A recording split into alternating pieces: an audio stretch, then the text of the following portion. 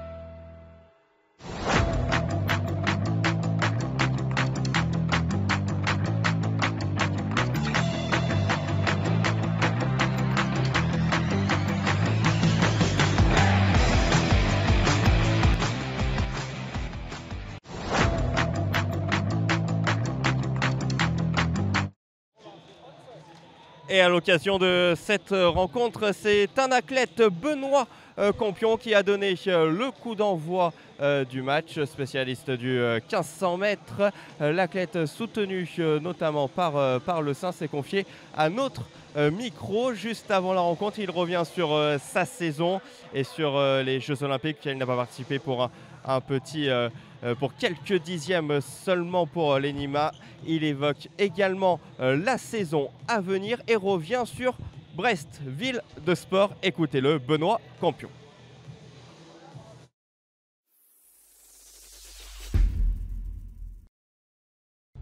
C'était une très belle saison. On a fait d'abord une belle saison en salle avec sous les couleurs du Stade Brestois Athlétisme un podium, une médaille de bronze au championnat de France Élite. C'était la 3e fois pour moi que je prenais la médaille de bronze au championnat de France Élite sur 3 années consécutives. Et puis ensuite on a eu une saison en plein air.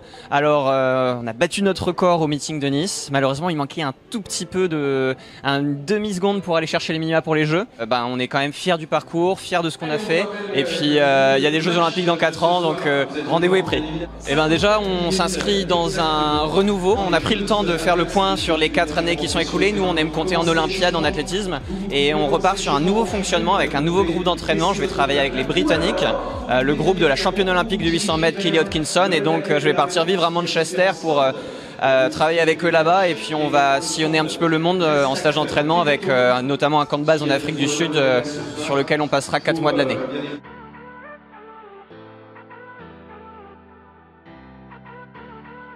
Une excellente dynamique au niveau brestois. Brest c'est une ville sportive. Brest et les communes alentours d'ailleurs.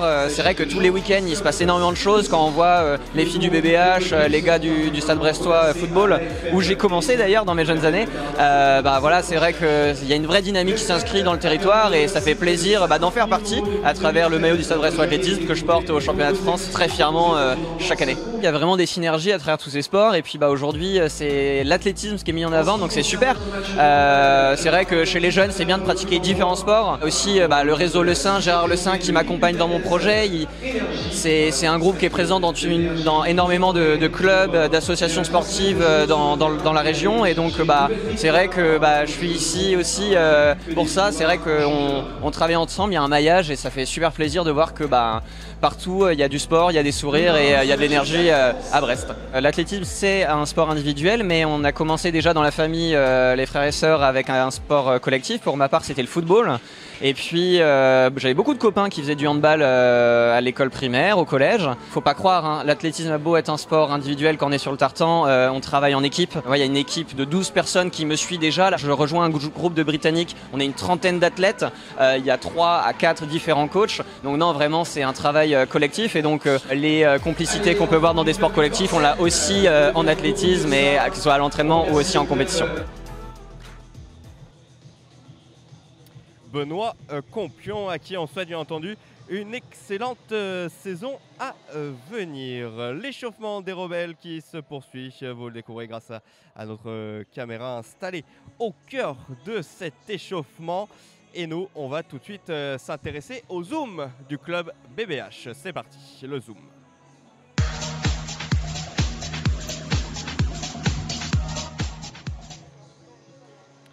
Le Zoom du club consacré cette semaine au stage de l'association du BBH. C'était à l'occasion des dernières vacances scolaires. 3 jours de handball proposés par l'association du Brest-Bretagne Handball. L'occasion pour les participants de s'exercer, bien entendu, à la pratique du handball, mais aussi de découvrir la Brest Arena et ses coulisses, et notamment le vestiaire des joueuses, ou encore de profiter de la rencontre entre le BBH et Nice. Les caméras du club BBH y étaient bien évidemment. Le document Inside, le Zoom dans les coulisses du stage de l'association du BBH. C'est parti.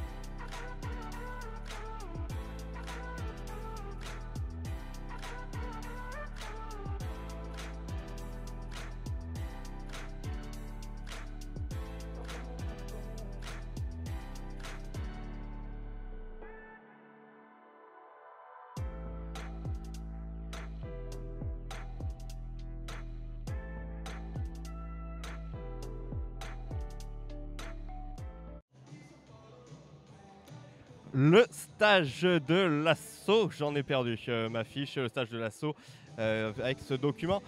Inside du club BBH, l'affiche pour vous donner les prochains rendez-vous avec l'association du BBH et les prochains stages vacances. Rendez-vous du 17 au 20 février 2025 pour les joueuses nées en 2010, 2011, 2012 et 2013 pour le nouveau stage de l'assaut, donc du 17 au 20 février avec plein de choses encore à découvrir dans ce stage du handball, bien entendu. Une visite de l'aréna et puis la rencontre entre le BBH et Mérignac. Pour vous inscrire, rien de plus simple, vous contactez tout simplement l'association du Brest-Bretagne Handball. Coup d'œil à l'échauffement, les joueuses qui poursuivent leur préparation. Coup d'envoi de cette rencontre dans un peu plus de 30 minutes maintenant. Match que vous pourrez suivre en direct sur Eurosport 2 à partir de 16h. On vous rendra nous l'antenne aux alentours de 15h50 pour que vous ayez le temps de vous installer confortablement et de profiter du match. En attendant, nous on va marquer une petite page de publicité. Restez bien avec nous. À suivre dans la deuxième partie du club BBH, plein de choses encore. Un entretien avec Oriane Ondono. La Rebelle s'est exprimée sur son arrivée au club, le début de saison de l'équipe et elle évoque également l'adversaire du jour, Odense. Raphaël Tervel, l'entraîneuse du BBH, elle aussi nous parle de cette rencontre. Vous l'écouterez dans quelques instants. Et puis toutes les images au cœur des Rebelles. On a bien entendu suivi le déplacement depuis le départ hier de Brest, les images des derniers entraînements de la semaine. Bref, toutes les informations pour être en forme et pour tout savoir sur le match du jour qu'on envoie 16h. On revient dans une petite minute. Restez bien avec nous, le club BBH. À tout de suite.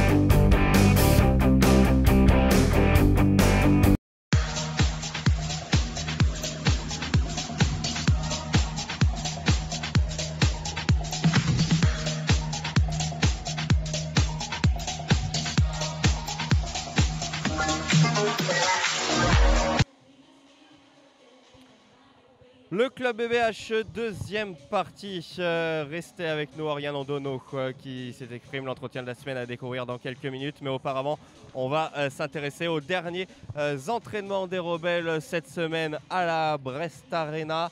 Les images des dernières séances de Raphaël Tervel, c'est tout de suite.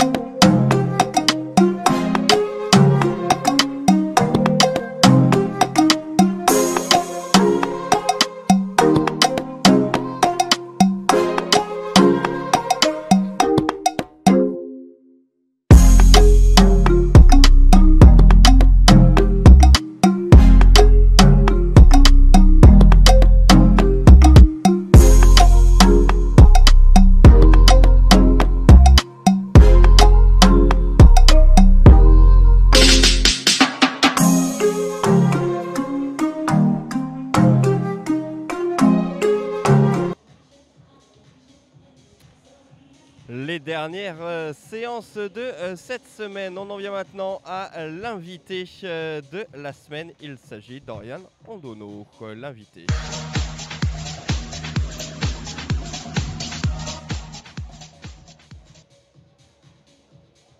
Arrivé cette saison en provenance de Nantes, Oriane Andono s'est exprimé au micro du club BBH sur son début de saison, son intégration dans l'équipe et également sur les objectifs du club et notamment cette rencontre du jour contre Odense. Je vous propose de découvrir tout de suite cet entretien réalisé cette semaine. L'entretien de la semaine, Oriane Andono.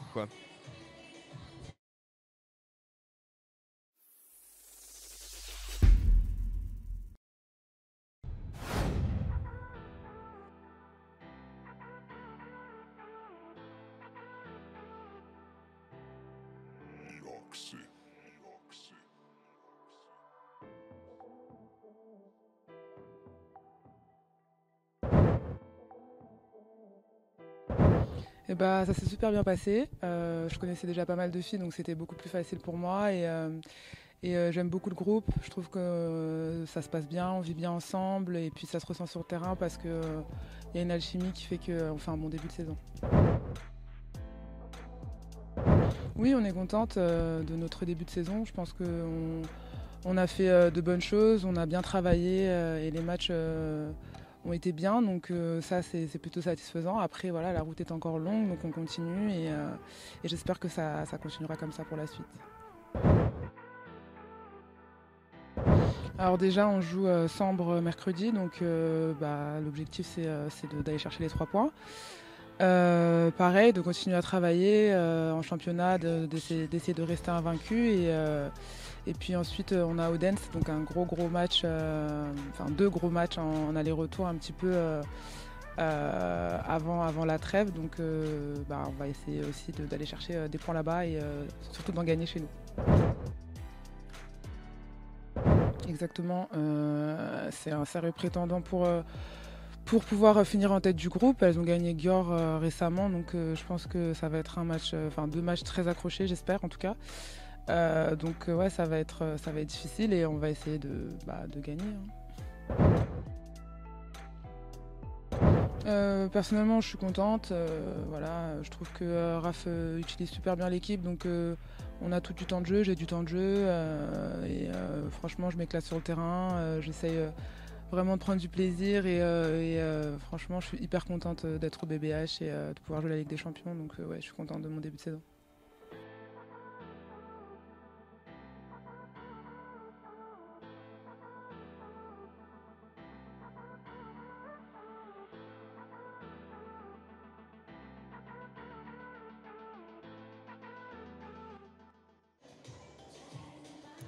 Et l'entretien à retrouver bien évidemment comme l'ensemble des reportages sur les réseaux sociaux du club. Vous n'hésitez pas d'ailleurs à réagir, à partager ou à commenter votre émission. Le club BBH, on lit tous vos messages. On s'intéresse maintenant au match du jour et on va rentrer petit à petit dans cette rencontre. Coup d'envoi du match dans 25 minutes maintenant entre Odense et le BBH. Et pour commencer, retour sur la dernière rencontre de Ligue des Champions. C'était avant la trêve en Roumanie face au Rapid Bucarest. Je vous propose de revivre les meilleurs moments de cette rencontre entre le Rapid Bucarest et le BBH.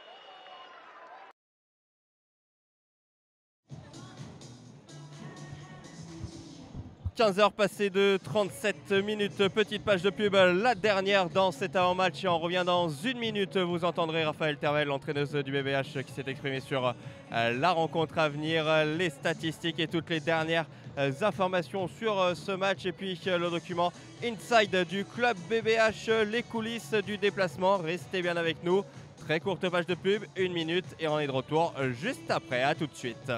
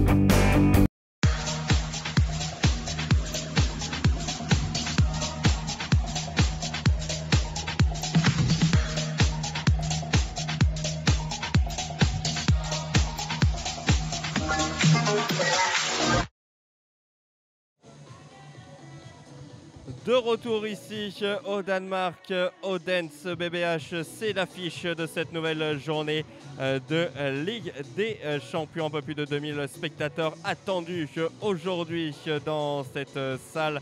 Très belle affluence pour cette rencontre, ce choc de ce groupe B en Ligue des Champions. L'échauffement qui se poursuit et nous, on va tout de suite écouter l'entraîneur du BBH, Raphaël Tervel. C'est le mot du coach.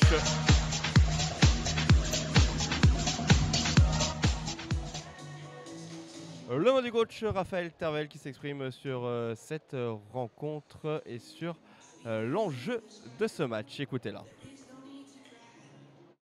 Il nous attend une équipe qui monte en puissance, en flèche depuis le début de la saison. Elles ont commencé gentiment, mais là, bon, elles sortent d'un match contre Győr où elles ont écrasé Győr littéralement, avec des joueuses qui sont extrêmement physiques. En tout cas, les trois arrières qui jouent beaucoup sont un peu des clones, sont un peu toutes dans le même registre, mais c'est extrêmement puissant.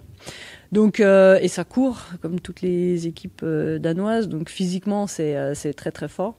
C'est pour ça que physiquement aussi, il va falloir qu'on soit prête et à 300% parce que c'est une équipe qui est difficile à manœuvrer, et encore plus chez elles sur le premier match. En fait, sur ce qu'elles montrent sur les derniers matchs, ouais, très clairement, elles ont atteint un niveau qui est vraiment très très intéressant. Après, c'est une perf quand même de battre Győr à Győr, c'est déjà une perf, mais en plus avec la manière et en plus avec l'écart, parce qu'il y a quand même un moment où il y avait plus 10 ou plus 11, voilà, ça cause quoi, ça donne le ton en tout cas.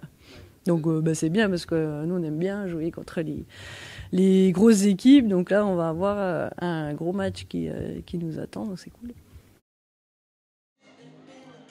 Et on s'intéresse tout de suite au match du jour.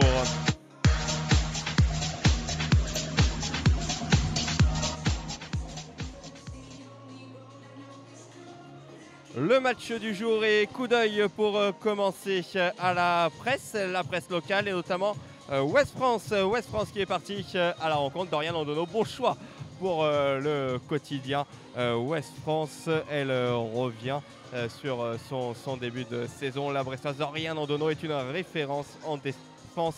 C'est le titre de Ouest France aujourd'hui. Les coulisses du déplacement à présent, les images inside du départ des rebelles. C'était hier depuis l'aéroport de Brest pour allier Odense. Arrivé hier en toute fin d'après-midi. Entraînement hier matin à la Brest Arena. Départ en avion ensuite pour rallier le Danemark. Et puis un petit réveil musculaire ce matin qu'on vous propose de revivre en images avec ce document Inside. C'est parti, les coulisses du déplacement.